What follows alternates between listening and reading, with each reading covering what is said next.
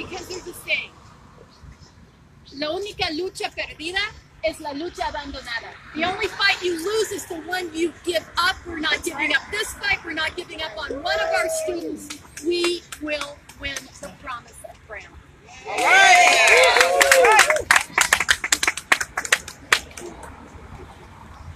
Thank you, Randy and Lily. They're fired up. All right. So, as we said, we are not here to fight the good fight. We are not here to swing against a giant with some big hope of victory. We are here on the heels of teacher uprisings all over the country. We are here on the regaining of the right to vote for their school board in Patterson, Newark, Camden, New Jersey. We are here winning sustainable community schools all over the country in cities like Chicago, Milwaukee, Pittsburgh. We're kicking out hustles like Teach for America in Pittsburgh. We're strengthening our school boards around the country. We are in the middle of a movement. Organized strategy and action that is happening strategically in several different places. We are in the middle of a movement. And to speak to that movement right now is the co-director of the Alliance to Reclaim Our Schools, Jay Travis. Good morning. We are here today, both in the tradition of the freedom fighters whose blood, sweat, and tears paved the way for the passage of Brown versus the Board of Education, and we are also here as representatives of new movements of students, parents, teachers, workers, movements of proud Black folks, brown folks, working class and poor folks, movements of people who assert our humanity in the face of those who would subject us to poverty, disenfranchisement, and misery. We are clear that the disparities reflected in the Journey for Justice report are a reflection of intentional choices by decision makers to deny our students the education they deserve and need to fully participate in society. As stated before, the crime is that legislators and school administrators have allowed school systems to provide a quality education for some public school students while allowing students of color and students with less financial means to languish in schools that have endured decades of disinvestment. In addition to substandard curriculum, often narrow due to standardized testing requirements, our students have been subjected to inhumane conditions in our schools. Rodent-infested buildings, bathrooms in disrepair, in some cases without hand soap and toilet paper, outdated textbooks, and yet our students show up inspired to learn, to improve their lives, and often the lives of the ones they love. Budget decisions and decreases in school funding have not only limited dollars available for public schools, but in many cases have diverted dollars away from public schools for privatization schemes. Separate and unequal education ultimately drives a separate and unequal society, as students that are in under-resourced schools are relegated to a life of low wages and poverty. So we stand together today, united as community and labor coalitions from across the country, fully aware that the same racist ideology that led to the creation of the separate but equal doctrine is alive and well and in full effect. Today, we put legislators on notice. We will no longer allow racial injustice to go unchecked in school systems. For legislative allies, we encourage you to keep up the good work.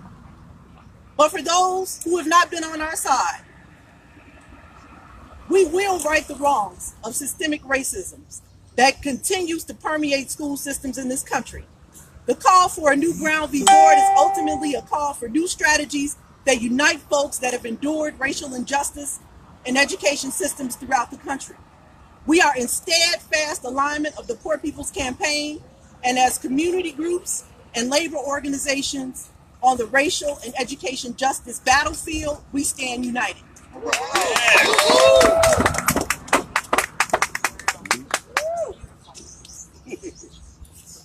The impact of inequities in public education are often excused,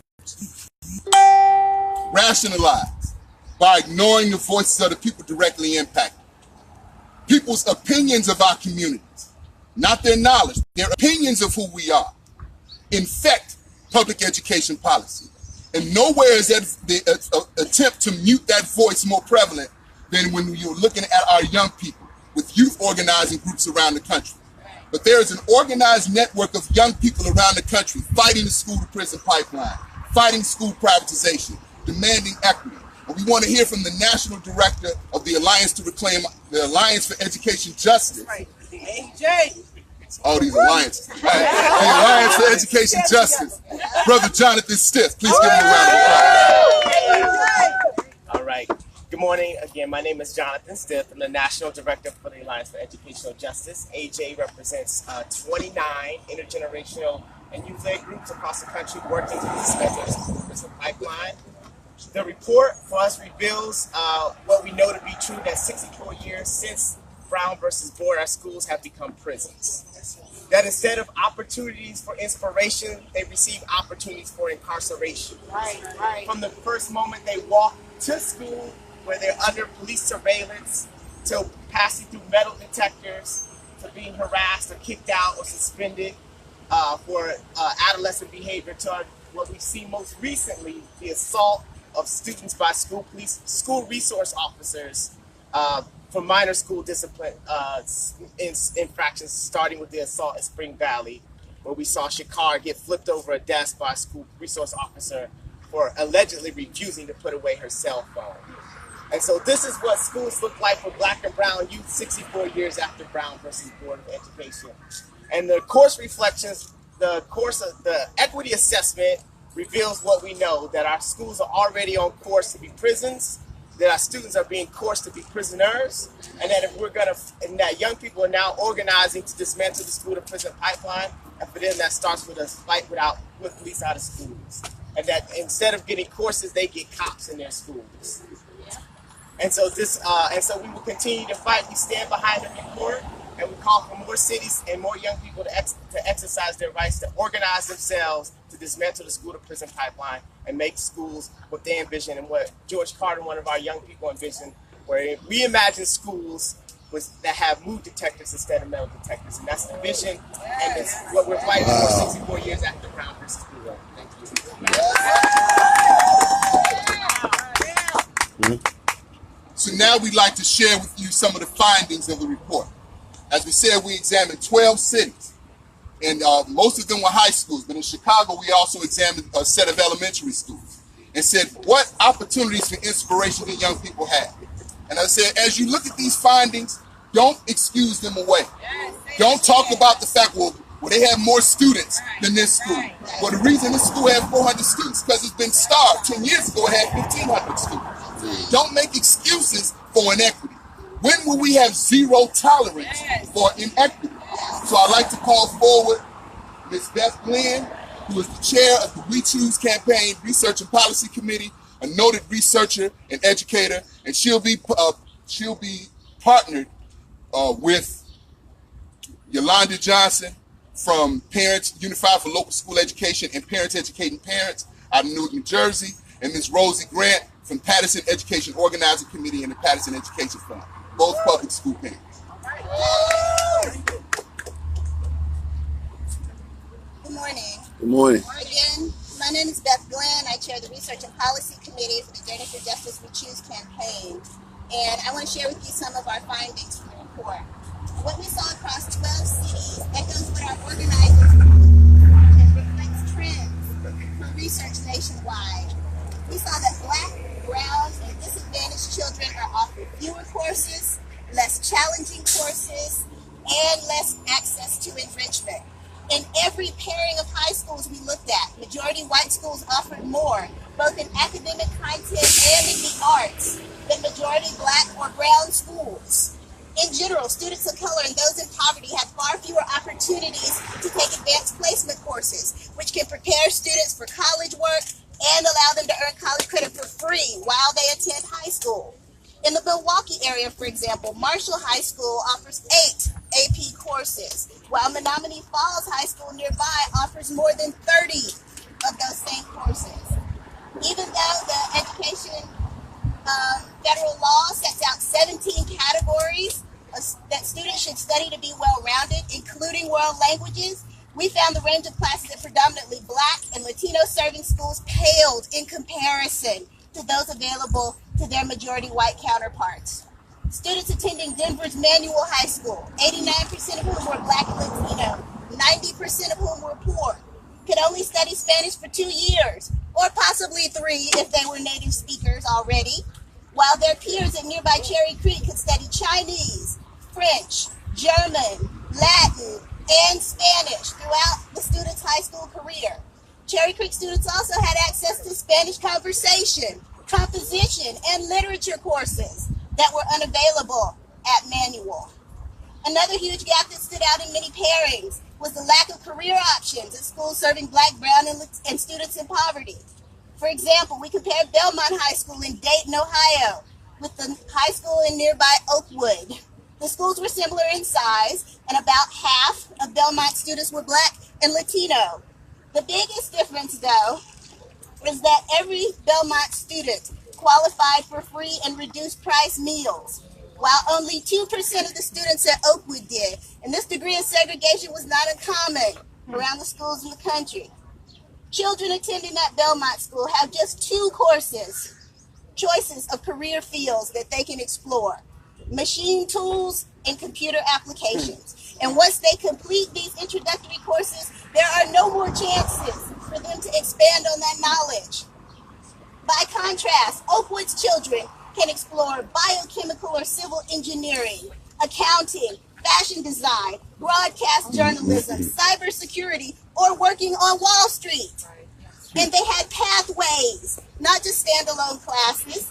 If they find they do well in business basics, they can progress to marketing or to accounting. And similarly, students who discover a love for cooking and everyday foods can progress to advanced foods to learn more about culinary arts.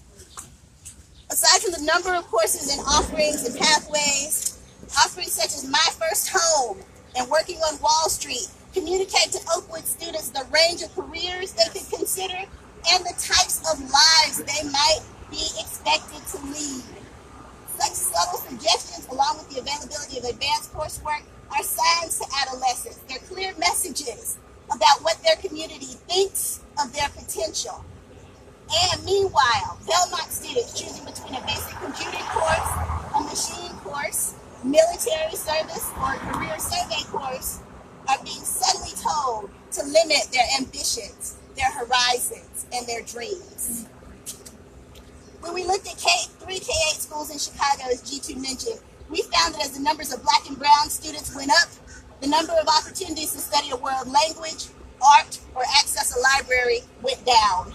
Mollison Elementary, the school almost completely segregated by race and income, again, has no foreign language offerings, while children at the other 2 schools can study Mandarin, Arabic, or Spanish, taking advantage of what some researchers think of as a critical period when languages are easier to learn.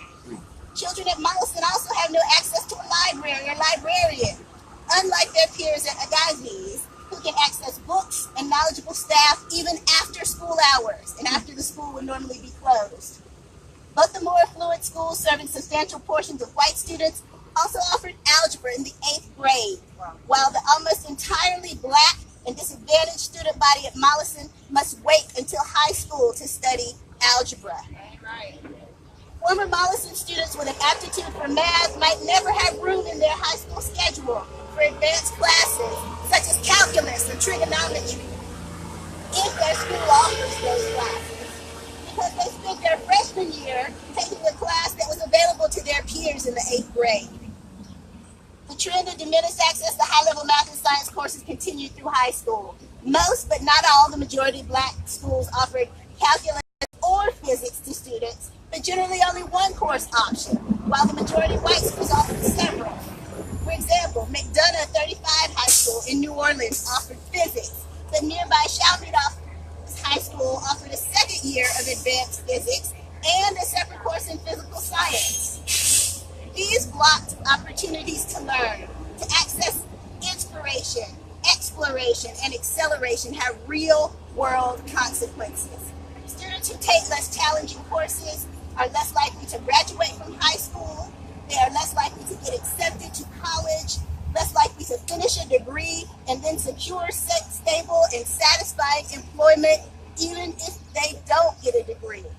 Decisions today that we make to deny students access to learning can reverberate throughout generations. And this is how we are failing Brown versus Board of Education.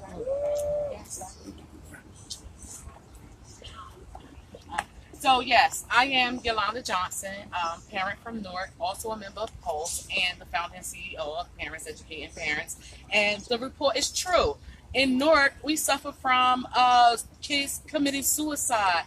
We don't have social and emotional supports for our students. We don't have resources in our classrooms for all of our schools. We have to share a building with for-profit charter schools. And the list goes on and on and on and on. And students feel like they just don't matter anymore. We deserve classes where we can compete at an international level. We deserve the resources like our peers have. We deserve, as parents, we deserve a seat at the table to say what our students need, to say what our children want, to say that this is what works and this is what don't work. Mark Zuckerberg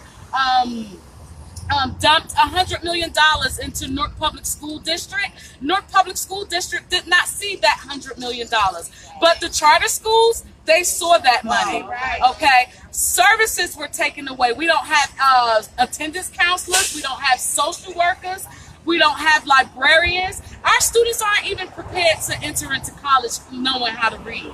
So when you talk about inequities and when you talk about Thurgood Marshall and what he fought for, we're still in 2018 dealing with those issues that they dealt with 64 years ago. Okay, so we demand today that the Every Student Succeeds Act be sufficiently funded and fully funded so that that money can be allocated to get our students the resources that they need in their schools, specifically social and emotional support, so that they can deal with being a transgender, or they can deal with not having a mother, not having a father, or just deal with those issues that teenagers deal with.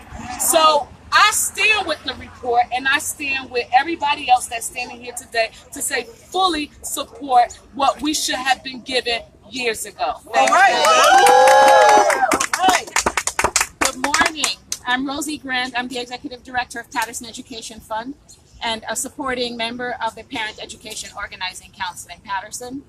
Working for equity in Patterson has been an uphill battle. I'm going to share a personal story. My own children started their education in Patterson. When we moved to a suburban community, the differences were stark. While Patterson parents were fighting for copies of the curriculum, access to school, music, arts, which their kids did not have access to, participation and engagement was suddenly expected from me. I was handed the curriculum without having to ask. They strongly encouraged me to bring whatever skill I had to one of the many clubs. Every resource was brought to the table. My daughter was offered speech therapy within a week. Therapy she didn't need because she was wearing a temporary dental apparatus. I almost got in trouble for refusing the speech therapy. In contrast, Patterson kids are waiting 6 months for mental health support and are having to sue to get federally mandated services. This is the experience that drives me to continue doing this work. The course offerings in equity highlighted in the report are just the tip of the iceberg. There's no band, no pool, no tennis courts, and sometimes no working science labs in Patterson. Journey for Justice is leading a charge for equity for all children, regardless of their zip codes. The Patterson schools in the report is less than 10 miles away from its counterpart. 10 miles, yet light years apart. Not everyone wants all kids to succeed, but I do, and Journey for Justice does. My kids are adults now, but the fight for justice must continue, and it must escalate until all our children have the opportunity to succeed. We stand by the report, and we look forward to some more action. All right.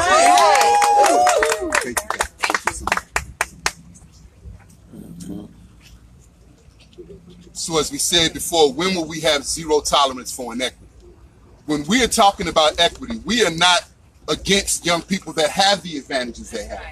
Because we love human beings. We love people. We want all children, black, white, brown, Native American. We want all children to have access to inspiration and a chance to stand on their parents' shoulders. But in the We Choose campaign, we have built a national, multiracial coalition saying that no matter where you come from, do you want quality education for all children? When will we allow this type of inequity to continue in our name? So we're asking you around the country, join us, stand with the We Choose coalition. And if you want to right now, you can go to our website at www.j4jalliance.com and download a free copy of the report. You can never say we ain't getting that. So please download a copy of the report. Have conversations with your peers. Organize conversations around this inequity, and then join us in the fight to make sure that all our children have the opportunity to learn. Coming up, I'd like to ask our one of our core members, one of our founding members, Zakia Ansari, who is the advocacy director for the Alliance for Quality Education, a multiracial statewide network fighting for education justice. Zakia. Thank you, Jitu. As was shared, my name is Zakia Ansari. I'm the advocacy director for a statewide alliance in New York called the Alliance for Quality Education. We are the leading statewide advocacy group fighting for equity in New York. I'm a mother of 8 and a grandmother of 3, and also the co-initiator of the Journey for Justice Alliance. I stand here today humbled as the backdrop for what we are talking about right now is the Supreme Court. And I'm remembering that picture that everyone, that historic picture of the mom and daughter sitting on the steps with the newspaper. And we can see the child and the mother there today. The newspaper may say something else, but the realities and the impact is the same. Absolutely. That's right. In our report that we released, it says, and today, as through most of our history, children of color and those living in poverty are disproportionately denied the most challenging and engaging educational experiences. The resource disparities between predominantly white schools and those that serve majorities of low-income African American and Latino children are stark and unacceptable. Let's say that again, unacceptable. Unacceptable. So a few months ago in New York, we ourselves put out an equity assessment. We compared 2 high schools, Peekskill High School and Scarsdale. Peek School's 10% students are white, majority black and Latino, 75% of them are economically disadvantaged. Most of them receive reduced price lunch. Scarsdale High School, just a few miles away, majority of students are white, 69%, 17% of students are Latino, 8% are black, no student is classified as economically disadvantaged. Right? New York State is violating our children's constitutional rights, as is the country is violating our children's constitutional rights. In those schools, Scarsdale can provide 24 AP classes, and in Peekskill only 8 AP classes. And while we hear the language and the lingo and the rhetoric over and over again, that no child's a zip code or where they live should determine the quality of their education. The policies that we see both locally in New York and around the country, but clearly from this report nationally and, as Jitu said, internationally, they don't reflect that at all. So as the Poor People's Campaign continues to kick off today with a series of civil disobedience happening all across the country, including in capitals all across the country, including Albany and New York, where I live. One thing that I'm reminded is that what Reverend Barber talks about all the time. One is that a budget is a moral document, and I have to be reminded that as someone, as an organization of AQE that has been fighting for the last 12 years for the $1 billion owed our schools, we have yet to find our moral center in New York. And based on this report, we have yet to find our moral center, especially as it pertains to Black, brown, and immigrant children and communities in this country, period, right? And so as Reverend Barber created the putting forth the Poor People's Campaign, We Choose is very much the same thing. He calls for fusion politics. We have created, as Jitu said, an intergenerational as well as interracial and economically diverse coalition of folks who care about kids, who care about making sure that public education lives on, not necessarily as it is right now, equitably funded, but one that absolutely ensures that every child, especially Black, brown, and poor children, have access and opportunity to the high quality education of their white peers. And so I close by just sharing this and saying this. To Jitu's point, when will our country have zero tolerance? When will we have zero tolerance for the state-sanctioned violence that's happening upon our children? Whether it's through the the suspensions and the assaults that they receive in classrooms, or the assaults on their minds when we don't fund their schools and provide them with no libraries. Teachers don't have access to trainings and supports. When will we as a country stand up and have zero tolerance for that? And to Jitu's point, no more excuses. We don't have to explain. We're clear. The data is clear. Our stories are clear. We travel. We sacrifice time to come here to the state capitol to stand before the Supreme Court as a symbol of justice. And we search for that justice.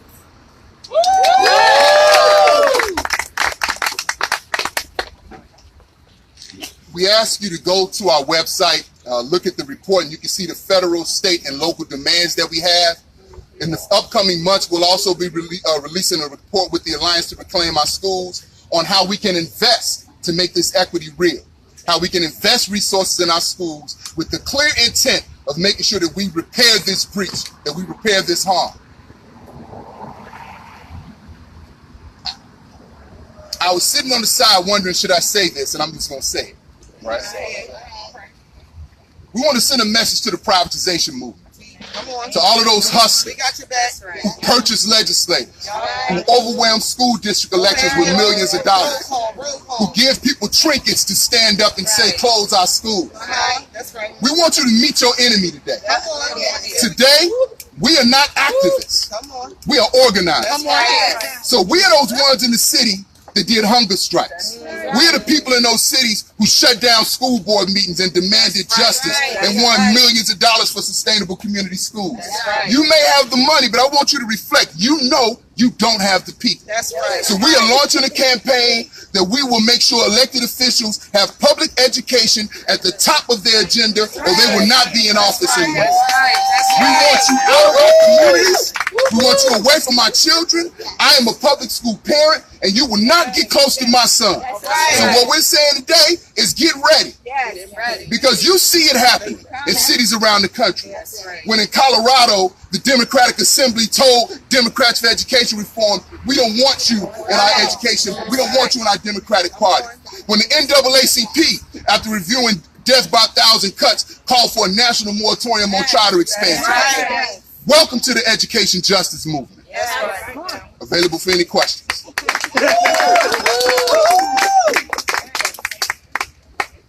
No questions? Yes, ma'am. So how are schools selected for the study? Very good. So we wanted to look at, we knew that we had a limitation in regards to how many schools we can do. There is going to be a phase 2 where we take a deeper dive in more cities.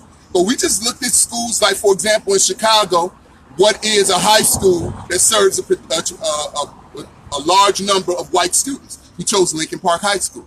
Whereas a neighborhood high school that serves a high number of black students? We chose 2, right? Hyde Park and Dunbar High School. So we looked at just schools where we knew that there was a disparity in regards to the student populations, and we just wanted to illustrate that point.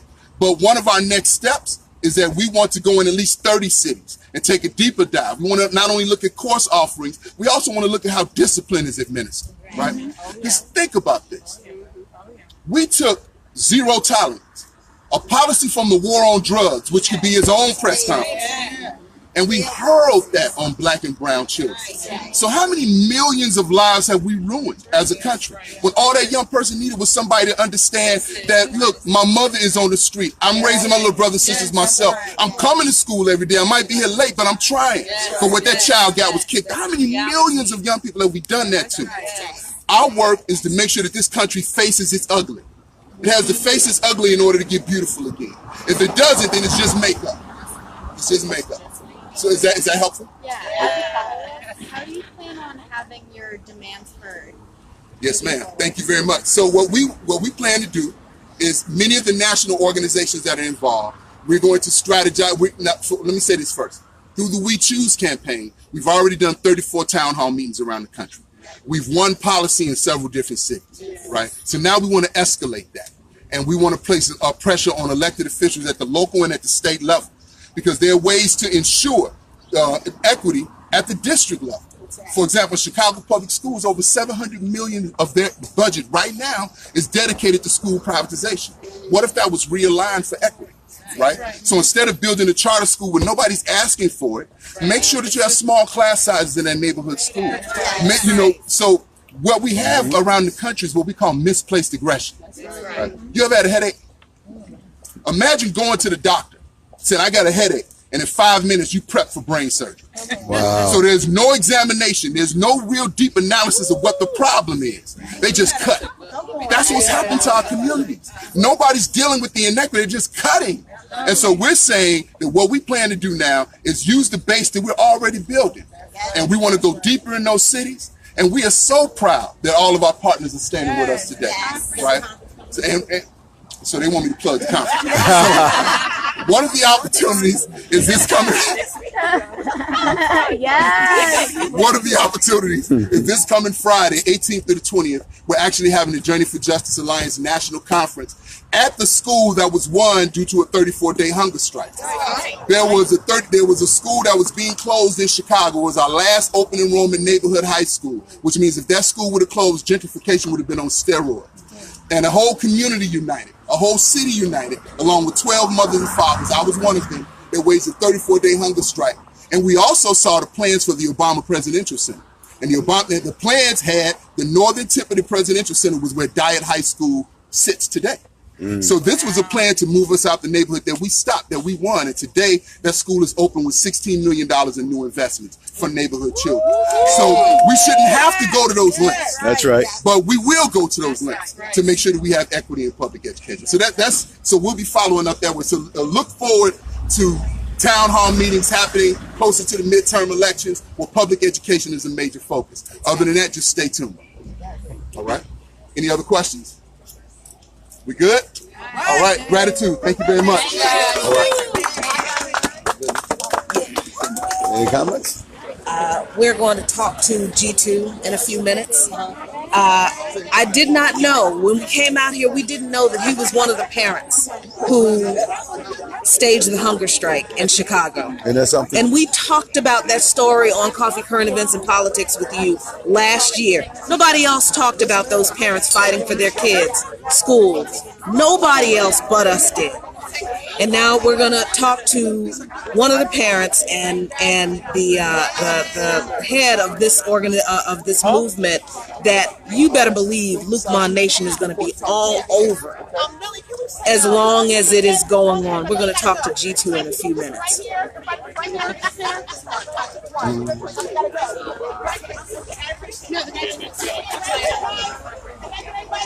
Quick picture. Quick picture, everybody. Oh, yeah. I need a quick over here. Quick picture. Quickly, people gotta get out of here. We gotta get out of here. It wasn't even more. I was mad. I was angry. I was an angry smoking person.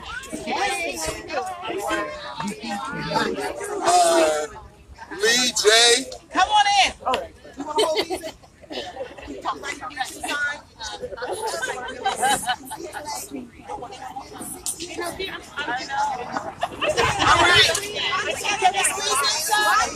Yeah, I'm getting in the picture.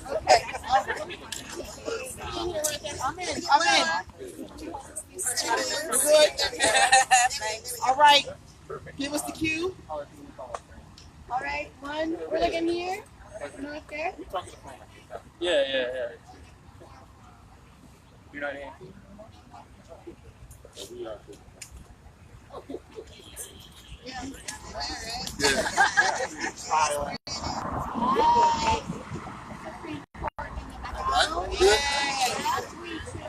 We choose. So much. Thank you. I appreciate you. Yes, ma'am. All right. All right, let me talk to you soon. You too, I'll call you. Brother Merwin. All right, brother. I'll see you. Let's see if we can go over here and talk about I know you're busy. No, that's okay, sister. And can we do something real quick? Absolutely. Whatever you need. Okay. Because I just had back surgery. Oh no, you need to. So I can say whatever. Sure. Mantra, we're going to talk. I'm going to be over here. Find out whatever media is. I know it's patient. I don't know if anybody else. Very accommodating, Luqman Nation. Thank you so much. I'm sorry you missed the conference. You know, the conference is always on graduation weekend. But this one is free. Oh, no, So, it's fine. No problem. tell them, Jackie, for folks out there that think that we don't fight, you know, that we just let things just happen. There's this narrative that black people aren't fighting, that we don't fight the problems in our neighborhood, that we're not concerned with our kids' education, that we're not concerned with our communities. All the time we are bringing you events where black people have not only organized and been activists and staged sit-ins and marches and protests and hunger strikes, but they've gotten their money together and come out to the Supreme Court and had a press conference to announce a nationwide movement to take back and save and protect their kids' schools. Don't tell me we don't fight.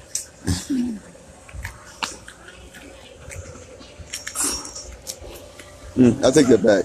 You from Camden, brother? Yeah. That sister over there, Rancha, who's directed with the African print skirt. She's from Camden. Oh, all right. Yeah. She runs Camden Parents Union. Yeah.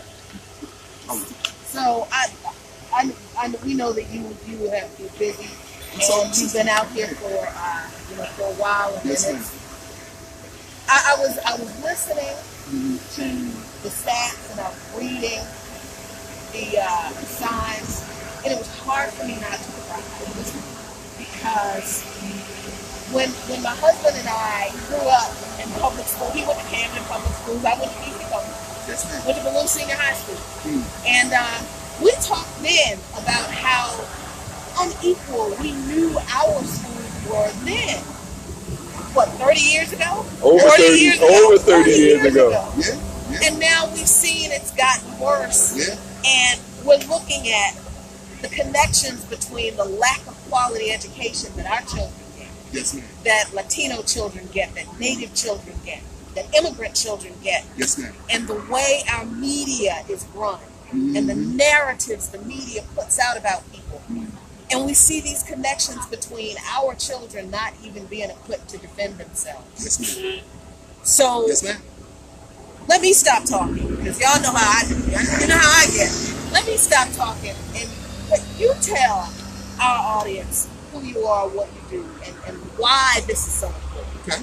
Well, sister, first, thank you for being here and spending this time with us. My name is Jitu Brown. I'm from Chicago, from the south side of Chicago. I come from a grassroots community organization called the Kenwood Oakland Community Organization. I've been an organizer for a long time, and I'm now the national director of the Journey for Justice Alliance. We are a network of grassroots community-based organizations in about 31 cities around the country. 31 cities. Yes, ma'am. And we're organizing for what we call community-driven school improvement. Now, you said something interesting. Because I'm 52. My birthday was Friday. Same age as me. Yes, sir. 52, I'm 50. So we got, we have a half a century of rotations around the sun. And you mentioned the word equality. So, and we know that equality and equity are different. True. So equality is saying we want exactly what you have, right? We're not even at equality yet. Right. And equity talks about making something whole. So the reality is we need more than equality, right? We don't just need what white children have. We need a system that repairs the harm. We need counseling for young people that are disconnected from the system. We need extra resources. We need smaller class sizes so that we need resources so that young people can navigate what's happening in their communities and still receive a quality education. How does a young person that grows up in Camden or grows up on the south side of Chicago, in the hood, right? How do they navigate seeing one of their friends killed or losing a friend when they're in 6th grade, when they're in 4th grade? What do they need to be able to navigate that and still stay on point? They need extra support. But what is unspoken in this report, but what this report illuminates, is that there is a hatred for black people that has never been reconciled. Wow. There's never been any accountability for that hatred. So what has happened, when you're a kid, if you stealing from the store and you don't get caught, you keep stealing. That's right. I stole comic books. I was a comic book nerd when I was a kid. And I go to the corner store. You did that too? Yeah, I go to the corner store to show you how, what our ancestors, our elders used to say, you so smart, you're stupid, right? So I had a little scheme. I go in the store with old comic books And then I put new comic books in the middle. Like I was like, this is brilliant. Right. And I got away with it a couple of times, and I didn't stop until I got caught. Right. But then not only was it that me getting caught that made me change, it was them calling my father, and my father walking up to the grocery store with his belt in his hand and wearing me out in the middle of the right-hand pantry. Then I stopped shoplifting. But if there's been no accountability for that hatred, for the crimes that have been committed, then there's no change. And that's what we're dealing with. So yes, when we're dealing with systems that control the narrative, they use money to sway people's opinions of other people, then what happens is people act like there's something wrong with us why the schools are inequitable, why schools are struggling. But the reality is it's the hatred of us that infects every quality of life institution like a disease. Yeah. So whether it's housing, whether it's policing, right? Whether it's public education, whether it's healthcare, whether it's food production and delivery systems, that hatred. In Dayton, Ohio, they tried to close 9 schools, the community fallback, and I think they only closed 2. But they also closed a mental health facility. They closed the grocery store, the only grocery store they had, which was an Aldi's. Wow. And they closed the hospital that served West Dayton. That hatred infects all quality of life institutions. And what we're calling on one is black people to know that we can organize. That black people, that we can organize. But that also folks that are not black, that know that this is wrong, join us. You know, but we're not going to shrink. We're not going to shrink to be in multiracial coalitions. Join us in multiracial fights that are rooted in racial justice. And that way, what happens is they say to their communities, we can't keep letting this happen in our name. But first and foremost, we have to begin in black communities to learn how to base build, to learn how to move people around the issues that they care about. So we got to remember that there was a time when we had a lot of community organizing in black communities, and the response was violent, right? So the response was, you know, you look at groups like the Republican New Africa and the Black Panther Party. Remember, they paraded brothers and sisters in Jackson, Mississippi, butt naked, chained to each other. Now, clarify that. Okay. Because we're doing a history series, and our next episode is going to be on the Black Panther Party. Yes, ma'am. We're leading up to it. We just talked about the real civil rights movement, and how the civil rights movement wasn't just about integrating lunch counters and getting along with white folks. It was about justice, jobs, healthcare, education, all that good stuff. Self-determination. Self-determination. So you just said the response to black activism and organizing was violent. That's right.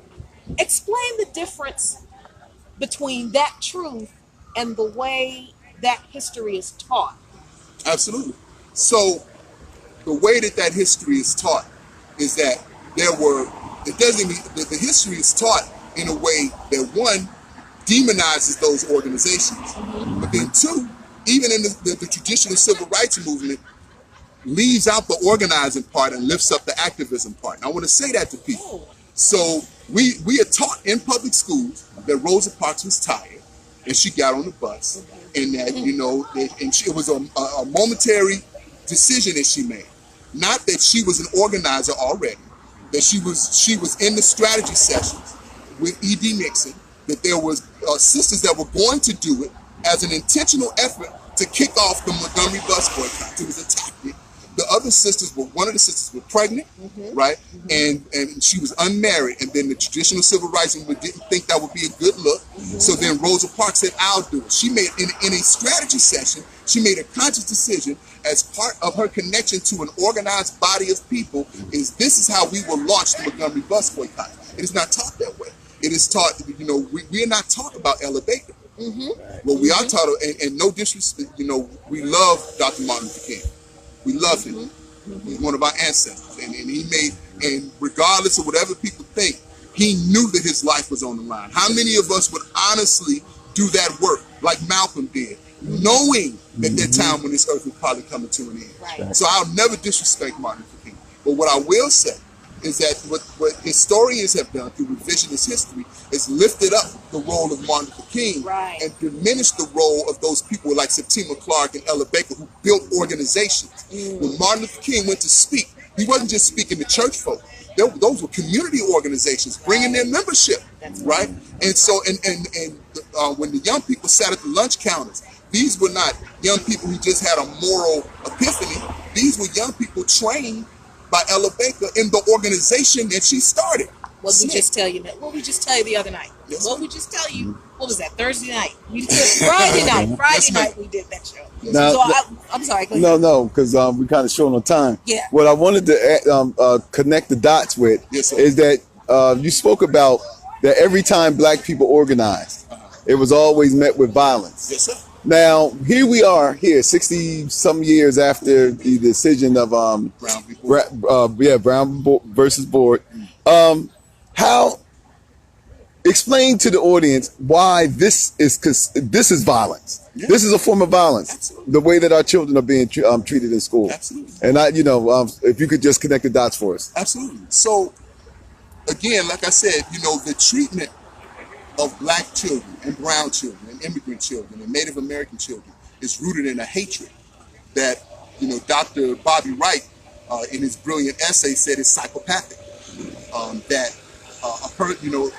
Around race, white society can look normal. They can teach classes, they can run organizations, they can raise their own family, they can love and hug their children. But in regards to Black people, they have a blind spot where right and wrong don't matter, right? And so the treatment of our young people to put police on children, where now what we're seeing is they can flip our children, they can flip girls. They can take a little girl and flip her on her neck, right? And we rationalize it. Now, that is violence. To put young people in a situation where we don't have the resources we need to stand on our parents' shoulders is violent because it is sabotaging our futures, right? So it is creating harm. Anything that creates harm, physical, emotional, spiritual, psychological, is violent, right? And when we incarcerate our young people, that the people that incarcerate our children often have children their own age. That's right. That's right. But they don't. But they endorse a treatment of us that they would not endorse for their own children. Now, we had one of our viewers who just said, Joy Davis, she just said we had over 12 officers at our school board meeting. Yeah. 12. Police officers. Yes. At a school board At a meeting. school board meeting. Now, I got to tell you, growing up, me and my mama went to a lot of school board meetings. I don't think I remember ever. I don't think I ever remember being a police officer. Yeah. At school board meetings, PTA meetings. Oh, that emerged in the 90s with the passage of zero tolerance policies. That opened the door for the over-policing of our schools. Wow. And when Bill Clinton passed the crime bill, that added more resources to the policing of our young people. Wow. So what we're saying is, first, we have to organize ourselves, and then, so that we can build the power in our communities to fight that. Because don't nobody care about, I think they want my people to leave. Yes, okay, yes, all right. We need to let you go. So we're going to let you go. But you know what? We got information because we would like to have you back. Yes, we definitely will. I got a card. This card. Yes. And we will see you this. Hopefully, if you're going to be around this afternoon, we'll see you at the Poor People's Campaign. I'll be there. But we'll definitely be reaching out. Thank you both. All right. Thank you. All right. Peace, y'all. We are in a war. What's going on in Palestine right now with Israel? If you can't see the connection between what's going on with Black people right now today, there's something wrong with you. You cannot watch mainstream media and get the information about what people who are oppressed are doing to stand up in this system. CNN isn't covering this. MSNBC isn't covering this. Fox 5 is not out here. Channel 9, Channel 7, they're not out here.